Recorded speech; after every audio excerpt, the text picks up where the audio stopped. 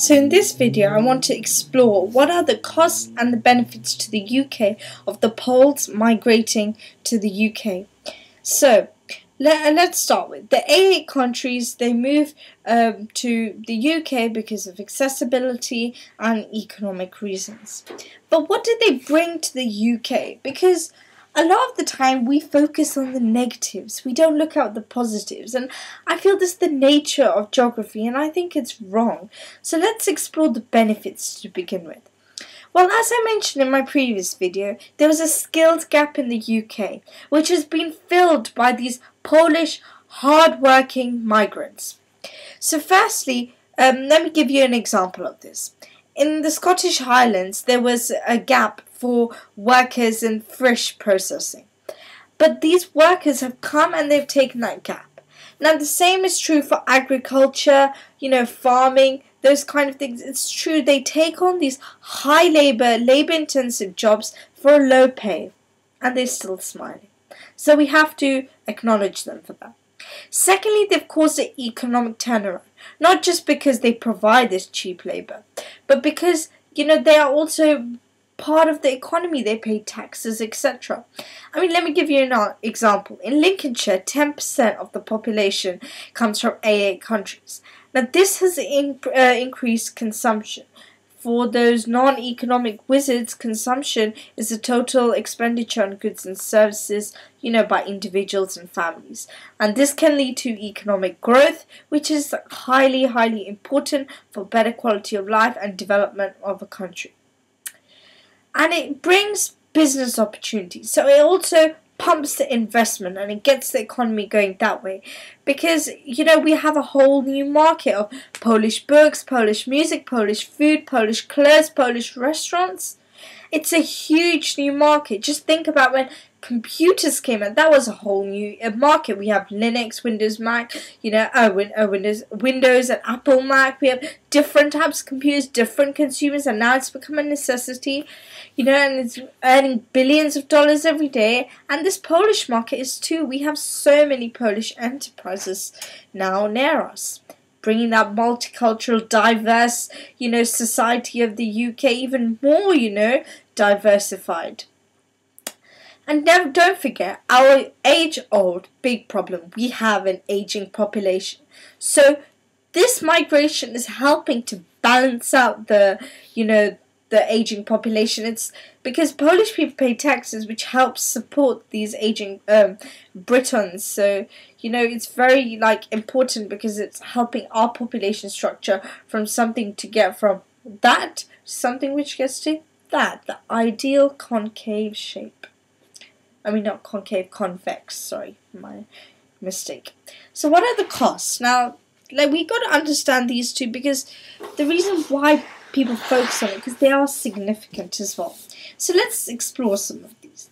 Well, in rural areas where there's been no history of immigration, it's creating tensions, it's creating racism. It's inviting all of these problems. There are also culture and unfamiliarity crimes, so people spray painting racial offences, doing graffiti, these pickpocketing particular Poles, ripping them off, these kind of things are going on, so it's not that great for the UK. And our population is mainly due to migration. It's not, our birth rate is quite low in the UK. We have a low net increase, or even decrease, I can't remember it. But now 20% of the babies that are born in the UK, which is small as it is, are from recent migrants. So, we're getting a higher birth rate. This is what we need to cope with our aging population, because, pensions, they're just one factor which have become so bad because of it.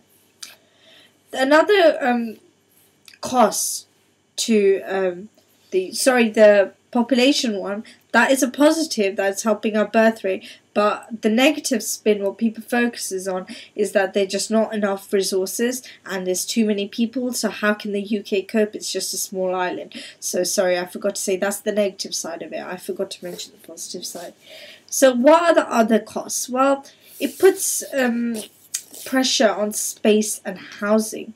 So there's more pressure for more houses because there's more families and roads and stuff. That means that our environment is suffering too, because we're going to have to build on greenfield sites if we need more houses, especially because it's cheap. Private investors want to build there.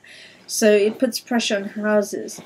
And it also pressures schools, NHS, council services, other public services, defense, all these kind of things are being pressured by this migration.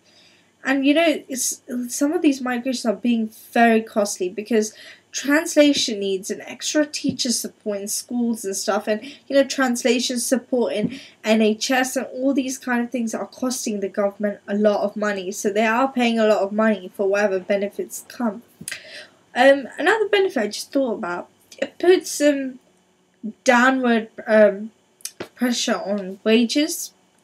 So it can actually, this is negative for the people living in the UK. It can cause wages to go down, because if suddenly there's more supply of labour than there is demand. Let me put this in geography, because this is not an economics video. Well, if there are 10 people ready to give this service and there's 10 jobs, then that's fine. If there are 10 people and there's 20 jobs, then the wages will go high to attract those 10 people, because the companies want these 10 people. But what if there's 10 jobs but there's 15 people? That means that the people have to be ready to work for lower wage so that the businesses can take them. So now, if we've had this influx of Polish migrants and they're working for cheap labour, then people are going to have to require less money. And this is probably something that they don't want. So thank you for watching. Please visit my blog.